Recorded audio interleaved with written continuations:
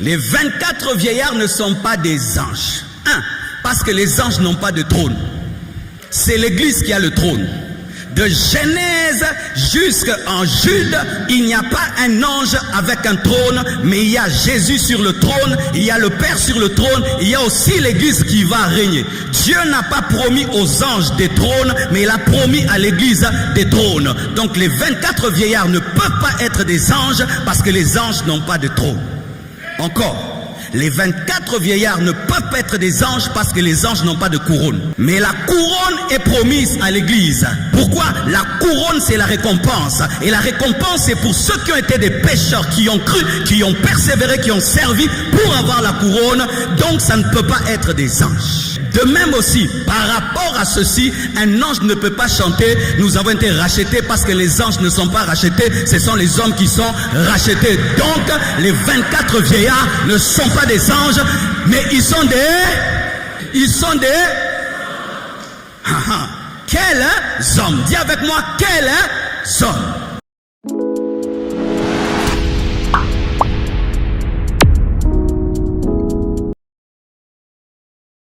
Il y a plusieurs écoles au sujet des 24 vieillards.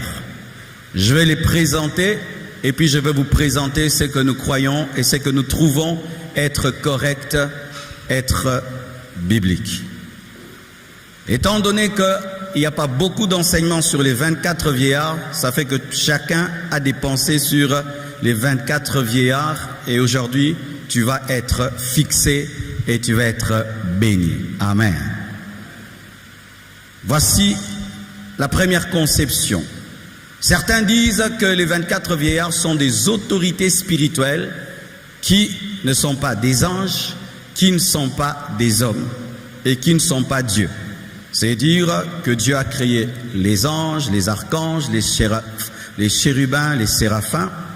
Et ici, il a créé les 24 vieillards comme étant des autorités qui ont toujours été là autour de son trône pour régner, pour diriger avec lui. Qui croit cela?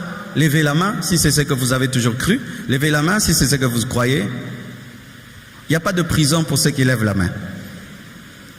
Ok. C'est faux. D'autres croient que les 24 vieillards sont des anges parce qu'ils sont autour du trône. Donc s'ils sont au ciel, donc c'est doit être des anges. Qui croit que les 24 vieillards sont des anges? Levez la main. Levez bien la main. C'est faux. Amen.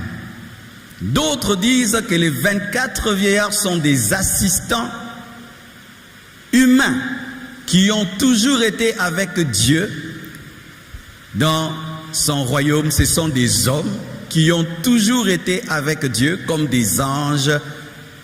Qui croit cela que les 24 vieillards sont des hommes qui ont toujours été avec Dieu comme les anges pour diriger? Levez la main si c'est ce que vous croyez. C'est faux. D'autres croient que c'est la fusion, comme c'est le chiffre 24, 12 tribus d'Israël, 12 apôtres de Jésus-Christ, 12 patriarches et 12 apôtres. Quand tu prends 12 plus 12, ça fait 24. Pour eux, c'est la fusion des 12 apôtres et des 12 patriarches d'Israël qui donnent les 24 vieillards. Qui croit cela? Levez la main.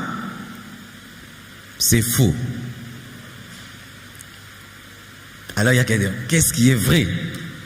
D'autres encore, ils disent que les 24 vieillards, c'est la fusion de l'Église avec les saints de l'Ancien Testament. Parce que 12, toujours l'Ancien Testament, 12, le Nouveau Testament, c'est la fusion des saints de l'Ancien Testament avec l'Église dans l'enlèvement. Qui croit cela?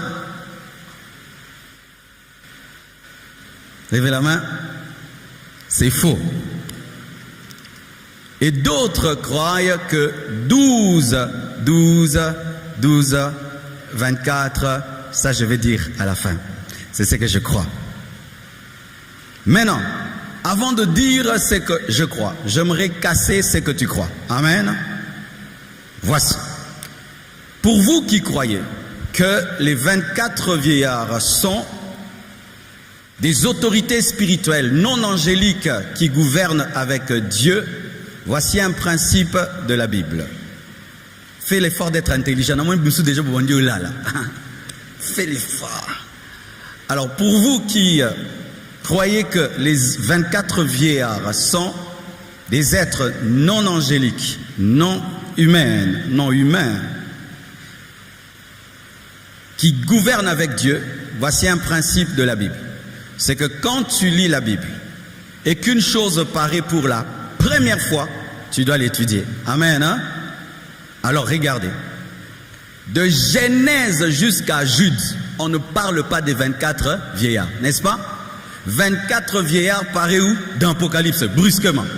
C'est-à-dire quelqu'un qui a lu la Bible, de Genèse jusqu'en Jude, pour lui il connaît que au ciel, il y a le Père, le Fils, le Saint-Esprit, il y a les anges, et parmi les anges, il y a les archanges, les chérubins, les séraphins. Toute sa vie, il a vécu comme ça. Il arrive à Apocalypse, non, en plus d'eux, il y a les 24 vieillards. Et quelqu'un dit non, s'ils sont là, donc ils ont toujours été là. Frère, s'ils avaient toujours été là, Dieu allait le dire. Amen. Une chose nouvelle qui n'est pas confirmée dans toutes les Écritures, ce n'est pas ce que tu penses. Alléluia. Les 24 vieillards, ce ne sont pas des autorités spirituelles qui ne sont ni des anges ni des hommes. S'il y avait de telles autorités, alors Dieu allait déjà en parler. Amen. C'est comme ça d'ailleurs que tu dois comprendre comment on a choisi les 66 livres de la Bible. Vous connaissez, on parle de Tobie, n'est-ce pas? Maccabée, Siracide. Pourquoi Siracide n'est pas reconnu dans les 66 livres? C'est parce que dans ces livres-là, il y a des choses qui contredisent les autres livres. Par exemple, de Genèse à Apocalypse, la Bible dit que tu ne peux pas prier les morts. Maintenant, Maccabée vient te dire, prie les morts. Du coup, je t'enlève. Pourquoi? Parce que tu contredis le reste de la parole. Amen. Parce que le Saint-Esprit a utilisé plusieurs hommes, mais il ne s'est jamais contredit. Un nouveau livre qui contredit les anciens, on doit l'enlever. Et si l'Apocalypse vient nous dire qu'il y a maintenant des êtres qui dirigent et qui ont toujours été là, alors que tous les autres livres ne l'ont jamais dit, eh bien nous devons étudier l'Apocalypse où nous sommes en train de faire parler Jean ce qu'il n'a pas dit. C'est pourquoi, mes frères, cette nouveauté des êtres qui sont ni des anges, ni des hommes, mais qui règnent avec Dieu, comme je le vois de Genèse à Jude, je ne l'ai jamais vu, je ne peux pas confirmer cela, ce serait une nouvelle doctrine. Amen. Deuxièmement, les gens qui disent que ce sont des hommes, c'est-à-dire des hommes qui ont toujours été avec Dieu avant même que Jésus-Christ ne vienne, ne comprennent pas ceci, c'est que lorsque la prophétie est donnée à Jean, la prophétie parlait du passé, du présent et du futur, et les 24 vieillards ne sont pas dans le passé, ils sont dans le futur. Amen. Et si on peut prétendre que les 24 vieillards, ce sont des hommes qui ont toujours été avec Dieu au ciel avant que Jésus-Christ ne vienne, ça contredit la parole de Dieu qui dit que Jésus est le seul chemin qui conduit au Père, et ça veut dire qu'il y a des hommes qui peuvent aller au ciel sans Jésus-Christ, ce qui est archi faux. Pour que tu ailles au ciel, il faut que celui qui est au ciel descende sur la terre pour te montrer le chemin du ciel. Ce qui fait que ces hommes ne peuvent pas être au ciel si Jésus n'est pas descendu pour les montrer le chemin du ciel. Ainsi, ces hommes seraient là par leurs propres œuvres en dehors de Christ, ce qui est une fausseté. Amen. Donne-moi la main, hein? Troisièmement, les 24 vieillards ne sont pas des anges. Parce que les anges n'ont pas de trône. C'est l'Église qui a le trône. De Genèse Genèse jusqu'en Jude, il n'y a pas un ange avec un trône, mais il y a Jésus sur le trône, il y a le Père sur le trône, il y a aussi l'Église qui va régner. Dieu n'a pas promis aux anges des trônes, mais il a promis à l'Église des trônes. Donc les 24 vieillards ne peuvent pas être des anges parce que les anges n'ont pas de trône. Encore, les 24 vieillards ne peuvent pas être des anges parce que les anges n'ont pas de couronne. Mais la couronne est promise à l'Église. Pourquoi? La couronne, c'est la récompense. Et la récompense, c'est pour ceux qui ont été des pécheurs, qui ont cru, qui ont persévéré, qui ont servi pour avoir la couronne. Donc, ça ne peut pas être des anges. Encore, ils ont des vêtements blancs. Les vêtements blancs sont promis à ceux qui persévèrent, à ceux qui croient, parce que ça symbolise la justice obtenue au travers du sang de l'agneau. Et les anges ne sont pas lavés par le sang de l'agneau. Donne-moi l'amen. Et encore maintenant le cantique de la rédemption. Les anges ne chantent pas le cantique de la rédemption. Ce sont les hommes qui chantent le cantique de la rédemption parce qu'il n'y a pas la rédemption des anges. C'est pourquoi Satan, quand il a péché, Jésus n'est pas mort pour lui, parce que pour les anges, il n'y a pas de rédemption. Mais quand l'homme a péché, la Bible nous dit que Jésus-Christ est mort afin de le sauver. C'est pourquoi la prière qu'on dit, je vous salue Marie. C'est encore comment? Je vous salue Marie, Mère de Dieu. Priez pour nous. Attends, priez pour nous pauvres pécheurs. On dit que Gabriel, lorsqu'il a rencontré Marie, il a salué, il a dit priez pour nous pauvres pécheurs. Un ange ne peut pas demander la prière de pauvres pécheurs parce que l'ange n'est pas un pauvre pécheur. Ainsi, je reconnais que Gabriel n'a jamais fait cette prière parce qu'un ange ne peut pas faire une telle prière. De même aussi, par rapport à ceci, un ange ne peut pas chanter « Nous avons été rachetés » parce que les anges ne sont pas rachetés, ce sont les hommes qui sont rachetés. Donc, les 24 vieillards ne sont pas des anges, mais ils sont des... Non, mais moi, ils sont des... Non, ils sont des... Quels hommes? Dis avec moi, quels hommes? Parmi les hommes maintenant, il y a deux sortes d'hommes. Il y a les hommes de l'Ancien Testament et les hommes du Nouveau Testament. Alors les gens disent que non, ces hommes-là, ce sont soit... Ils disent quoi? Que ces hommes, ce sont les hommes qui sont ressuscités le jour où Jésus est mort. Vous savez que quand Jésus est mort, il y a des gens qui sont ressuscités. Qui savent ça? Quand Jésus est mort, frère, les gens sont sortis des tombeaux. Pas tout le monde, quelques-uns. Mais ils sont restés dans le tombeau parce que le ressuscité n'était pas ressuscité.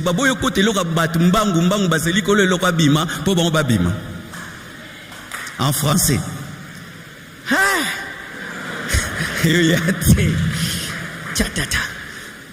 Ils ont refusé d'entrer dans la vision de Jésus plus que lui-même. Quand Jésus meurt, les saints, certains saints de l'Ancien Testament ressuscitent, mais ils ne sortent pas dans la ville, ils restent dans le tombeau pendant 3 jours. Quand Jésus ressuscite, eux aussi sortent maintenant dans la ville, ils apparaissent. La Bible dit ils apparaissent. Apparaître veut dire qu'il y a aussi disparition. Amen. Et les gens disent, après quand ils ont disparu, ce sont eux qui sont devenus les 24 vieillards. Frère, ils n'étaient pas 24, ils étaient nombreux. Amen. Pour ma part, voici ce qui s'est passé. Lorsque Jésus-Christ est mort, et il est ressuscité, il a fait le transphasage des saints de l'Ancien Testament qui étaient dans le bon séjour de mort appelé Saint d'Abraham, et il les a amenés dans le paradis. Et comme ils étaient en train d'y aller, ils ont fait l'escale pendant quelque temps parmi les hommes, le temps d'y aller, afin de prouver que Jésus est la résurrection et la vie, et qu'il est capable de ressusciter et de donner la vie aux autres, mais ils ne sont pas devenus les 24 vieillards. Amen. Donne-moi la main, donne-moi la main. Au deuxième culte, vous comprenez mieux que c'est du premier culte. Je vous dis la vérité. Alors, mes frères et sœurs, d'autres maintenant disent ceci, que ce sont les saints de l'Ancien Testament qui ont été enlevés. Mais ce que je crois, c'est que le jour de l'enlèvement, au son de la trompette de Dieu, à la voix de l'archange, les morts en Christ ressusciteront premièrement. Les saints de l'Ancien Testament sont morts dans la foi, mais ne sont pas morts en Christ. Ainsi, ils ne ressusciteront pas le jour de l'enlèvement, c'est l'Église qui va ressusciter. Eux vont ressusciter au début du millénium, afin de régner, parce que c'est ça leur promesse. Donc, les 24 vieillards, ce ne sont pas le saint de l'Ancien Testament. Les 24 vieillards, c'est toi.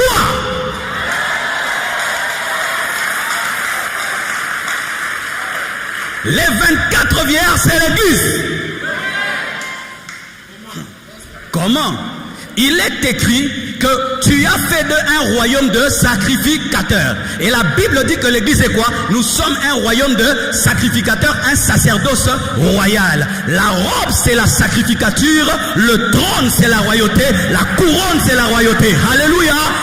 Frère, les 24 vieillards, c'est la dimension de l'Église. Dans l'éternité, nous régnerons avec Jésus-Christ, nous dominerons avec Jésus-Christ et nous allons servir à côté de lui.